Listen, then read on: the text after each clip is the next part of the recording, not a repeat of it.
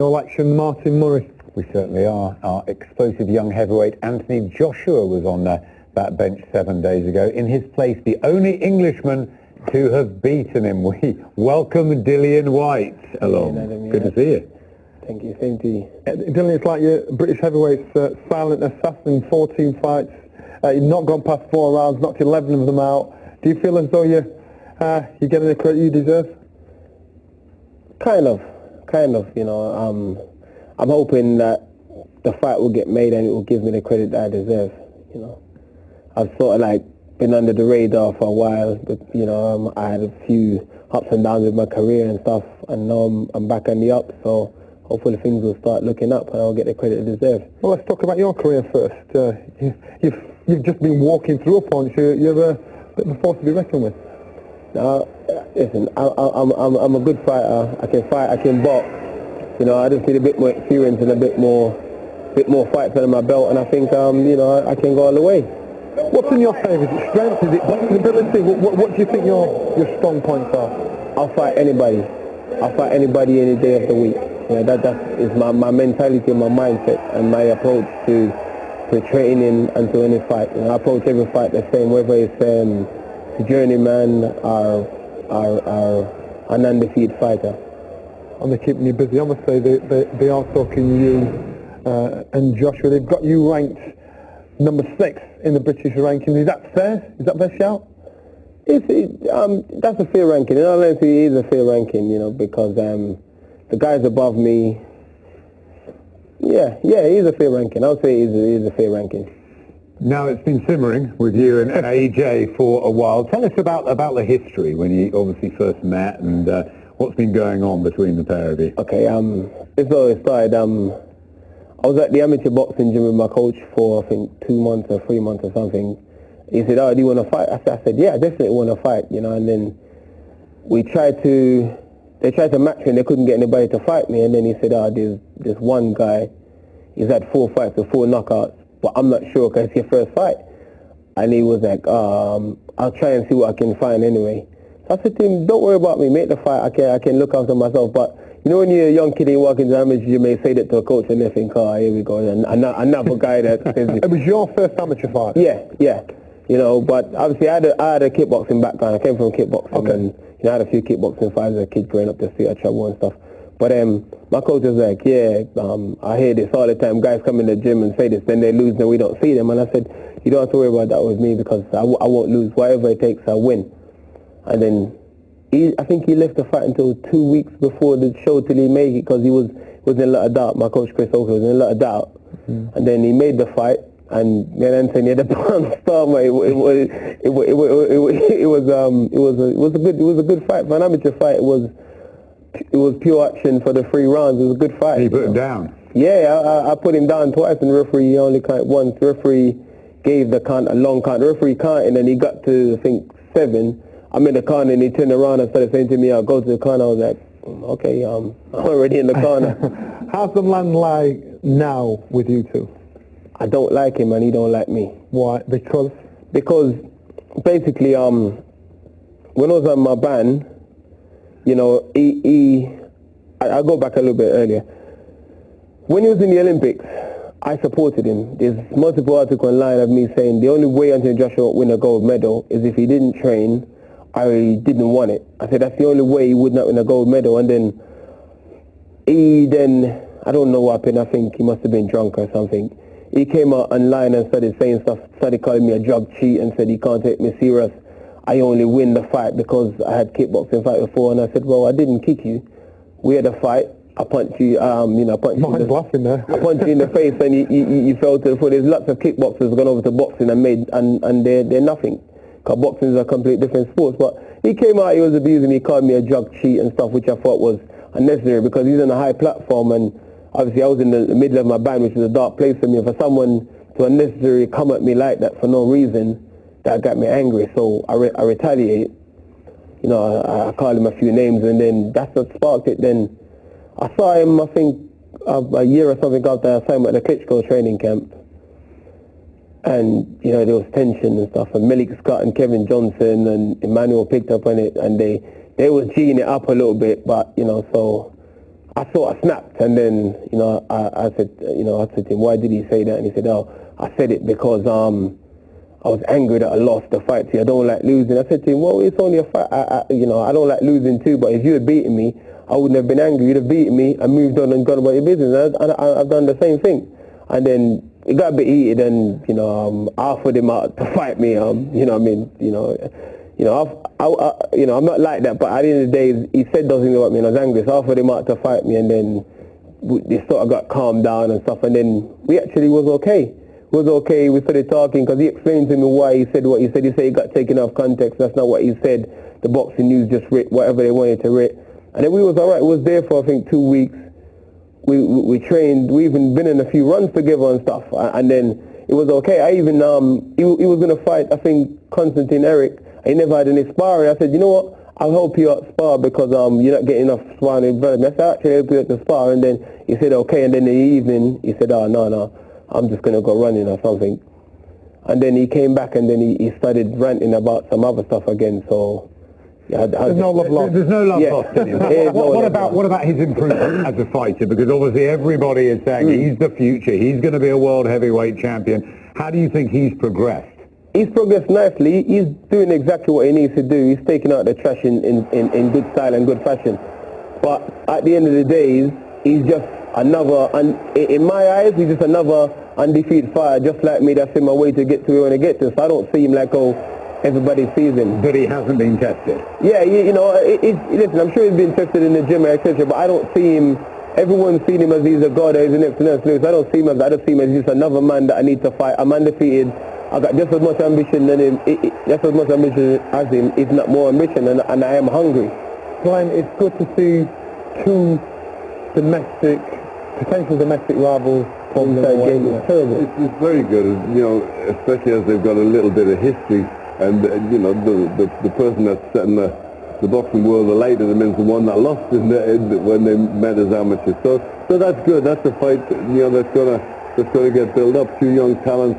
You know, to be honest, what's great about boxing at the minute is we've got in just about every division in Britain, we've got a bunch of guys who are all doing well, a bunch of guys who are challenging in each division for world titles and the like. So it's good that we've got, you know, some young heavyweights. Don't want to put you on the spot. You are going to. Okay. Two fights, excellent knockout records. Dylan's never got past 4, Anthony's never got past 3. If it were to happen now, how would you see it panning out? I wouldn't want to see it happen now, because I think this is a fight that can be built up, and I don't think we've seen enough. You know, I couldn't really talk about Dillian, because I've seen him once or so in Ireland. I was ringside a little while ago. I think it was his last fight. Yeah. So, and, you know, he's doing exactly as he should. Obviously, they're making a lot more about Anthony Joshua. He's an Olympic champion, and rightly so. But this is a good fight. Two young fighters, and the one thing that I like is he wants to beat him. He thinks he can beat him. We haven't heard that from any of Anthony Joshua's opponents so far. They're just happy for the opportunity to get in the ring, for the payday. I want to see him in with somebody who wants to win, who's going to win, who's not just going to fall down, who's not just going to take it easy. Mike, can you kind of sympathise with Dillian, because he's sort of the heavyweight that's conveniently ignored? Yeah, that was a great story, that, by the way. I enjoyed listening to that. It was good. Yeah, it was good.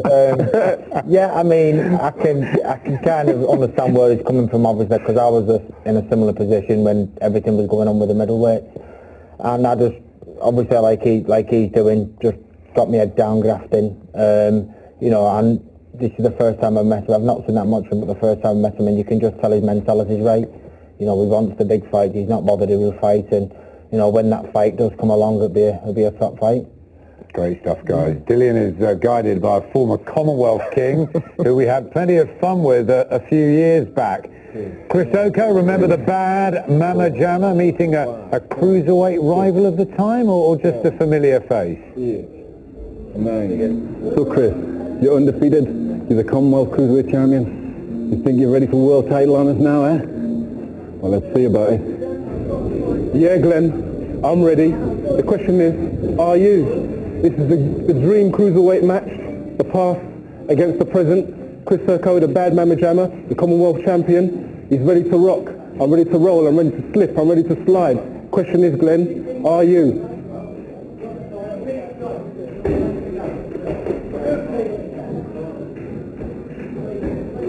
I'm just joking, really, you know, Chris. I've been watching you for a long time. I do admire you quite a lot. I wish you the very best of luck, mate. Thank you, Glenn. Thanks for that. Is there a pub round here? Somebody says there's a pub round here. Yeah, there is, but I can't tell you the pub until after Monday, Glenn. Right, Tuesday. All right, then. Good stuff, Chris. I remember that shoot. I would. Tell me that was 30 years ago. I've aged very badly. Why does everybody keep offering you out? Oh, everybody wants to fight me. Yeah, apart from you.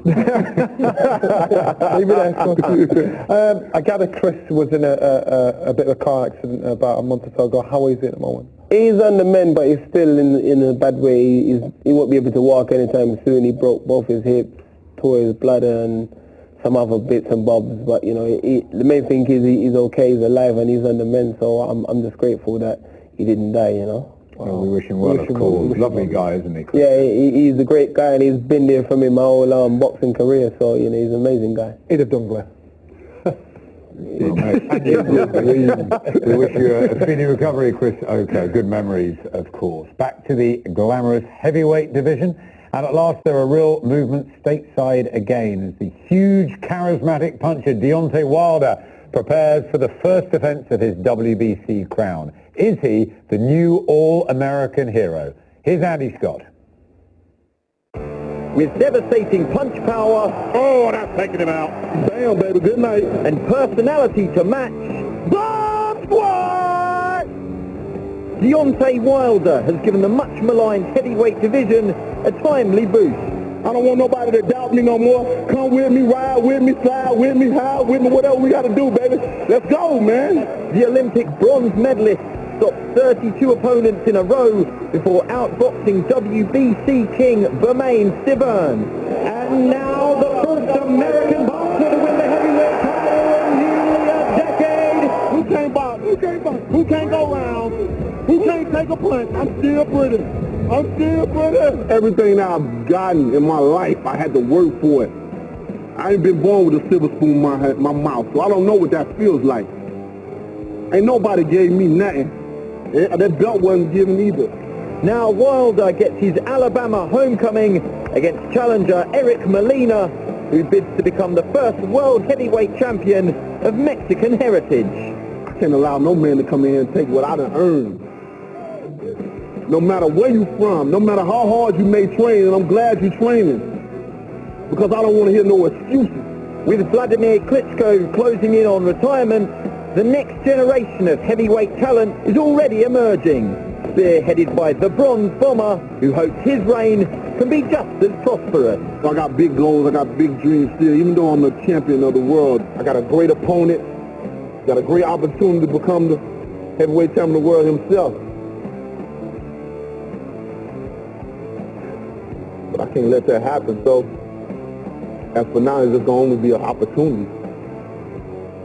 We spent quite a lot of time with Deontay, didn't we, around the Mayweather-Pacquiao night and that week, and there's just something about him, isn't there, that may just explode the American scene again. He's a bit shy though, isn't he? Obviously, your weight division, you've obviously got an eye on him. Do you rate him? Listen, there's facts. He can punch.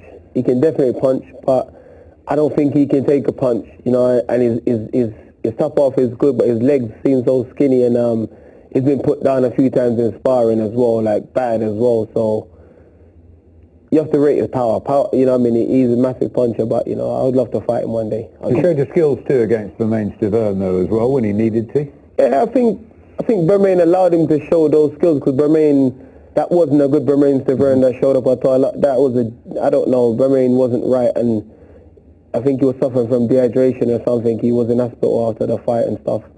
So I've seen a better Bermain Stiverne when he fought Chris Arioli. That wasn't the same. I think Bermain gave up a much better fight, but you know, I think he let himself down, and I think he'll regret that for the rest of his life.